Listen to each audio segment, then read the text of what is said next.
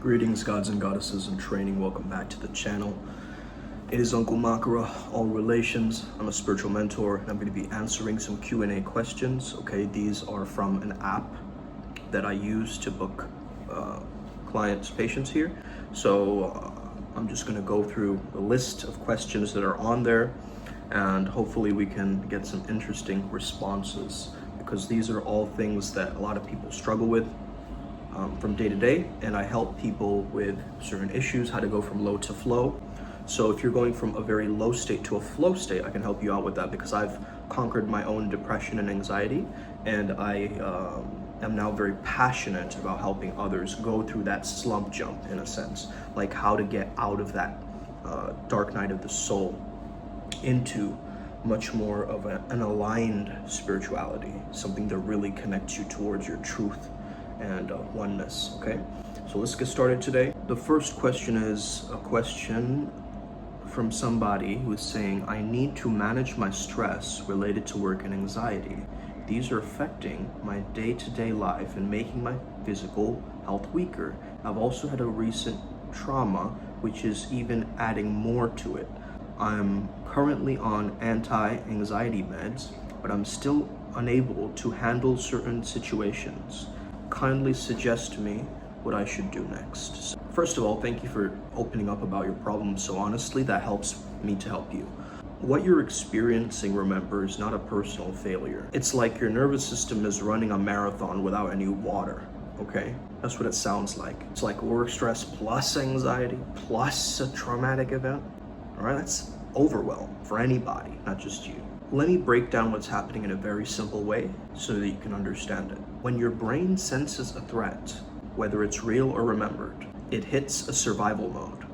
That means your amygdala becomes like an overprotective security guard that starts to see danger everywhere. And even with medication, sometimes it takes a little bit of time before your body can get used to feeling safe again. So situations that used to feel normal now might feel like it's too much. But here's the good news, your nervous system is trainable. Think of it like strength training for the mind. So a few things that you can do immediately for the stress and anxiety is, number one, breath work, okay? Now the easiest and most efficient breath work that I give to all of my local clients as well as high-end clients across the world is the double inhale through the nose plus a long extended exhale through the mouth, okay? So it's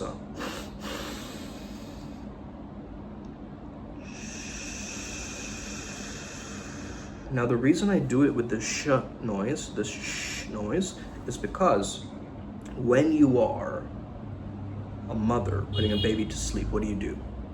Shh, right? You make noises, you try to soothe and comfort, right?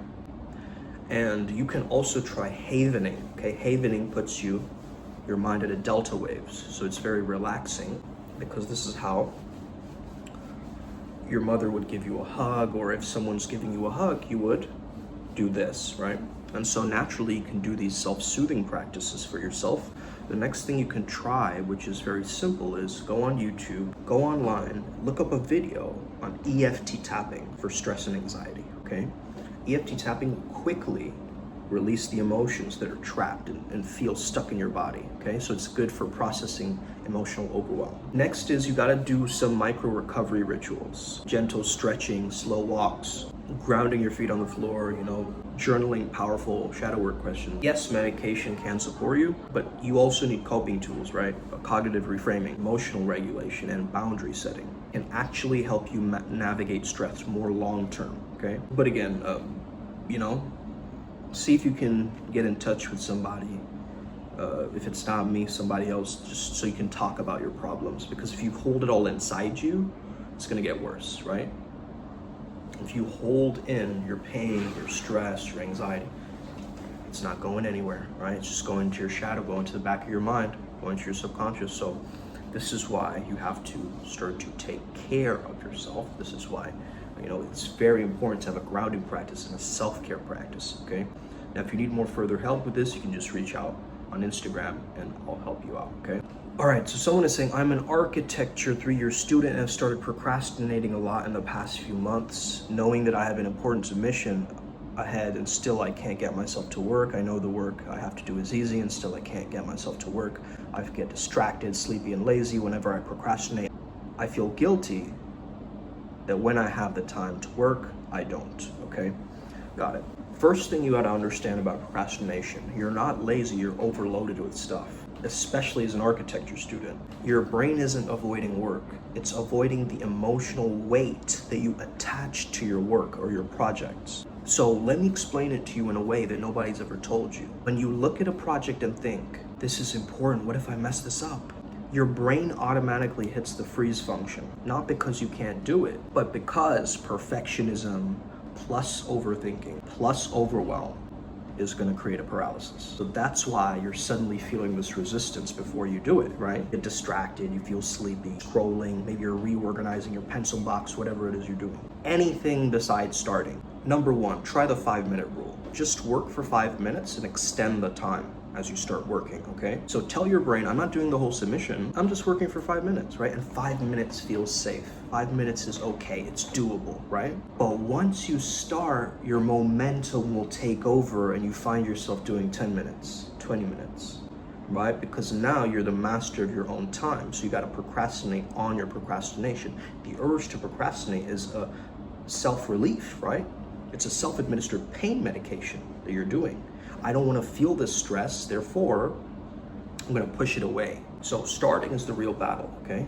25 minutes of work, 5-minute break. This is the Pomodoro method. It's very common in peak performance circles. This works because the Pomodoro method respects your dopamine cycle. So your brain is actually not built for 3-hour work sessions at a stretch, right? The people who are talking about deep work for 4 hours or whatever, that's not accurate. Short bursts of work, like 25 minutes, keeps your attention sharp and your anxiety very low. So this is why it's going to be very impactful. And again, you want to actually start listening to alpha waves to relax your beta brainwave, like stressed out, frantic state, like, oh my God, I got to hand in a project, right?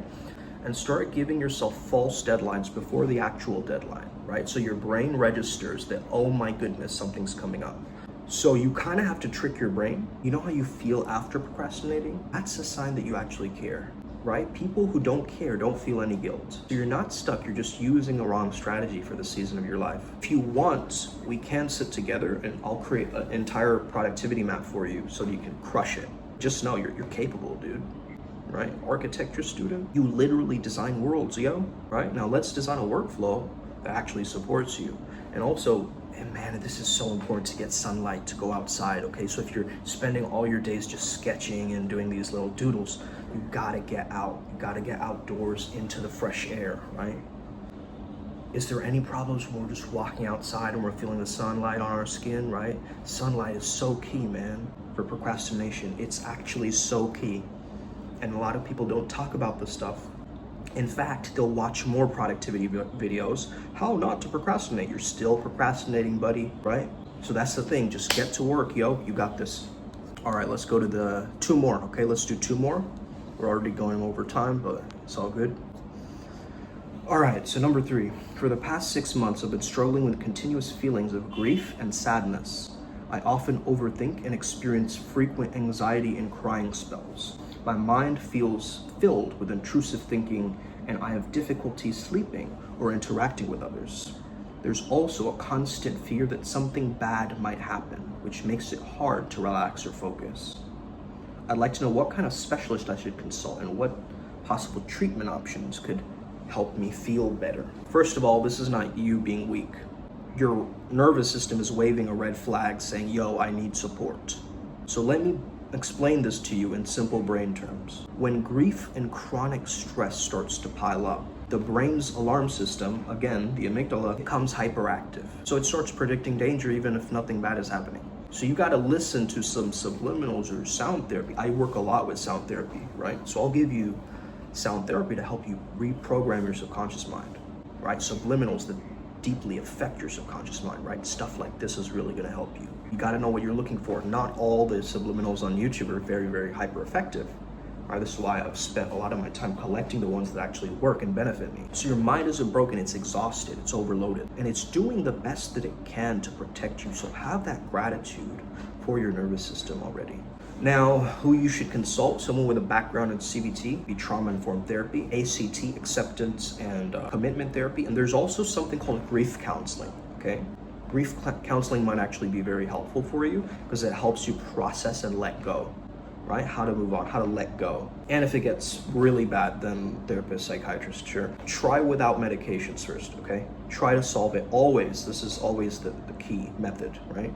I'm a positive psychologist and counselor, right? So I don't prescribe any meds, but I do use alternative tools and help you become the ultimate resource, right? I help you become resourceful so you can create your own tools and not rely on some app, something, right? Some sound file to make it work for you. No, you gotta be the catalyst here. You gotta be the shaman here, right? The biological neuro shaman that goes into your own mind, figures this stuff out. All right, this one's an interesting one. Let's end on this one. It's very interesting. So this person says, it all started this year, April month, when I went into deep meditation and spirituality at the same time. I was so much involved into the otherworldly beings and gods that I forgot who I am. I got numb from within and so ungrounded slowly that I wasn't able to notice the changes that slowly took within me.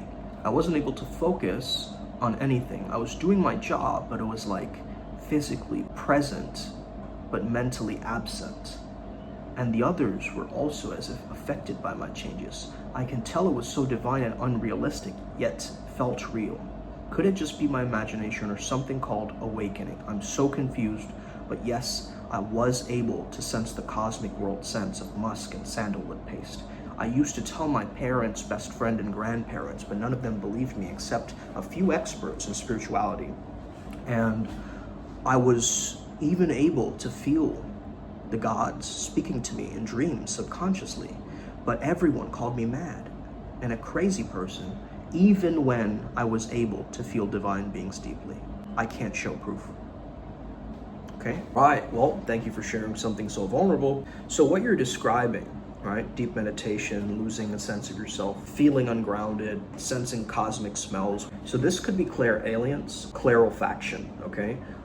It's usually clear smelling, right? So even if there's not actual sandalwood there and you're smelling it, right, that's telling me that you're tapping into something. From what you mentioned, these don't seem like signs of madness, but they are signs that your nervous system went way past its safe spiritual capacity. Spiritual experiences and nervous system overload look very, very similar. In the ancient traditions, the Taoist, the Sufi, mystic, the Tantric, this was called different things. Kundalini dysregulation, Qing deviation, and Taoism, spiritual emergency by Stanislav Grof, unintegrated awakening, and also a pranic overflow, okay? These traditions never said that awakening was this peaceful event. They said awakening is an energy rising faster than the body can handle. So it may feel cosmic, but the confusion, detachment, inability to focus, losing your sense of identity, that part is your system asking for support and grounding. Okay? Awakening is not meant to make you feel like you're losing yourself. Real awakening deepens your presence, makes you actually more functional, more embodied, okay? More connected, not less. So when you say things like, I forgot who I am, I was mentally absent, or I couldn't focus, or I felt ungrounded, people around me noticed I wasn't okay. These are classic signs of a spiritual emergency plus dissociation. So you're not at a stable awakening right now, okay? I hate to break it to you, I hate to be the one to break it to you, okay? But there's zero shame in that. Many mystics for thousands of years have been through this, and now you have too. Congratulations, okay? Your experience still has meaning, but meaning also needs integration. So maybe these messages have a specific meaning. Like sandalwood is purification, dream gods are like subconscious Jungian archetypes, or losing identity is like dissolving your ego too fast without any proper guidance. So these aren't fake experiences, this is your inner material, but you need a proper guide to help you decode these safely. You can't go about this alone. You've got to go to the experts. First things first, go to a clinical psychologist. Then, if needed, if it gets really intense, then maybe a psychiatrist. And then possibly a grounded spiritual mentor, someone who understands awakening and mental health, so you don't get pushed into experiences that destabilize you again. So this isn't about choosing science or spirituality. It's about getting your foundation strong so that spiritual exploration becomes safe for you. This is fixable and this is navigable. And with proper support, you can return to stability without losing your spiritual sensitivity. If you want, I can help you understand this further and guide you further along how you can be spiritual without losing your center, okay? Thank you so much, guys, for tapping in. I hope this was helpful to you. May the flow be with you. Stay legendary. You got this, we got this. Upward spiral, gang, gang to infinity and beyond. You already know what it is. Boom.